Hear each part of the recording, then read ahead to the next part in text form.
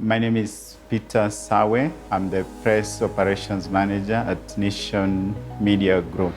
The most important factors for production are the people, the materials that we use, and the energy that we consume. The Guidewheel system has enabled us to have a more automated process for generation of reports. This makes the work of the printers more efficient because they have a report that captures all the runtime and the production issues encountered and the energy. Using the Guidewheel system to monitor and manage the idling energy, we were able to reduce our emissions to 42.3 tons of CO2 equivalent.